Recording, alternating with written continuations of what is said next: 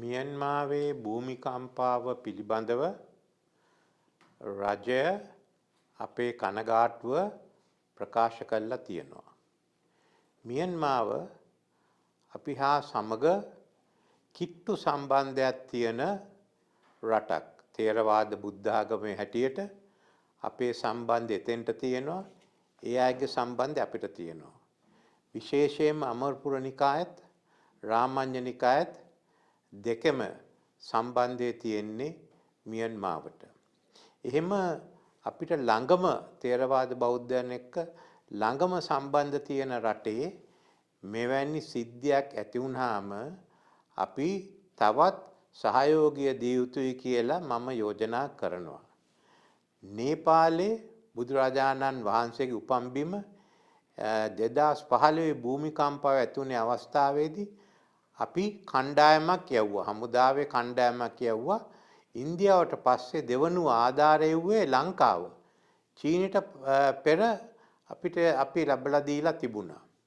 අද මියන්මාවට උදව් කරන්නට ඉන්දියාව, තායිලන්තේ, මැලේසියාව, ඈත ප්‍රදේශවල තියෙන ඕස්ට්‍රේලියාව, ඒ වගේම චීනේ, ඒ රටවල් සියල්ලම අද ආධාර එවලා තියෙනවා. අපිත් එහෙනම් පියවරක් ගන්නට උවමනයි. මගේ යෝජනාව හමුදාවේ වෛද්‍ය බලකාය සිටින ඒ සමාජිකයන්, වෛද්‍යවරුන්, අනික් සමාජයන් කණ්ඩායමක් අපි වහාම මියන්මාවට යවමු. ඒ අයට උවමනා උපකරණ දීලා මියන්මාවේ తాවකාලික රෝහලක් ඇති කරන්නට කියලා.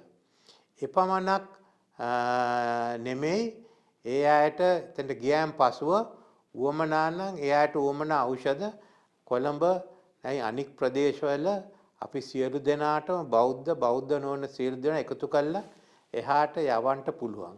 ඒ සම්බන්ධය අපි විශේෂයෙන්ම ඇති කරන්නට උවමනයි. රැංගූන් ගුවන්තොටුපළෙන් නැත්තම් තායිලන්තයේ තුලින් නැත්තම් ඉන්දියාවේ ගුවන් හමුදාව සමග අපිට එහාට යන්න අවස්ථාව තිබෙනවා. විශේෂයෙන්ම බගාන් නගරය ගැන මම කියන්න ඕනේ. බගාන් නගරේ තමයි බගාන් රාජධානියේ අනවතා රජතුමා තමයි අපිට ආධාරය වූයේ, විශේෂයෙන්ම විජයබාහු රජුරවන්ට සොලීන් පන්නන්න. ඒ ඉදා ඉඳන් ළඟ සම්බන්ධයක් තිබුණා. එතන සමහර පන්සල්වල විහාරස්ථාන තියෙන්නේ චිත්‍ර, ලංකාවේ චිත්‍ර. අපේ එක ජාතක කතාවට අමතරව එළාර රජුගේ කතාවත් ඒ ඇතුල් කරලා තියෙනවා. යන්න මෙවැනි ප්‍රදේශවලට උවමනා නම් ආධාර උපකාර කරන්න අපිට පුරාවිද්‍යා දෙපාර්තමේන්තුවේ කණ්ඩායම යවන්න පුළුවන්.